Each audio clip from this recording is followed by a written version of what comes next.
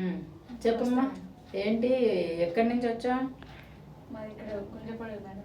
అవునా, okay okay. ఇప్పుడు పెళ్ళయ్యి ఎంతకాలం అయింది? 7 years అయిందా? అవునా, మరి నువ్వు ఒక్కదాన్ని వచ్చావా?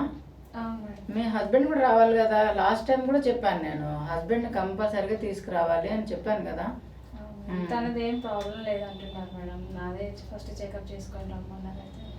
అవునా, కానీ ఎప్పుడైనా సరే హస్బెండ్ కూడా వచ్చి ఇన్వెస్టిగేట్ చేయించుకుంటేనే కదా, ఇద్దరు వచ్చి ఏం ప్రాబ్లం ఉన్నది అన్నీ తెలుసుకున్న తర్వాత మాత్రమే ట్రీట్మెంట్ అనేది చేయగలుగుతాము. ఈసారి కంపల్సరీ తీసుకునిరా. మినిమం ఒక సెమెన్ అనాలిసిస్ చేస్తే నీకు ఇన్ని టెస్టులు చేసే కన్నా మీ హస్బెండ్కి చేయడం చాలా ఈజీ కదా. తీసుకునిరా కంపల్సరీగా. అయితే చాలామంది పేషెంట్స్ ఫస్ట్ హస్బెండ్ ఏమంటారంటే, ఫస్ట్ నువ్వు వెళ్ళి నువ్వు అన్ని టెస్టులు చేయించుకో అని అంటారు. కానీ ఇన్ఫర్టిలిటీ అనేది మేల్స్ ఫీమేల్స్ ఇద్దరిలో ఎవరికైనా ఉండొచ్చు కదా. మీకు పిల్లలు కావాలి అనుకునేటప్పుడు కంపల్సరీగా భార్యాభర్తలు ఇద్దరు వస్తే కనుక భార్యాభర్తలు ఇద్దరిని ఇవాల్యుయేట్ చేస్తే ఎవరిలో ఏం ప్రాబ్లం ఉన్నది అనేది తెలుసుకొని కరెక్ట్ ట్రీట్మెంట్ అనేది ఇవ్వగలుగుతాము. ఓకేనా?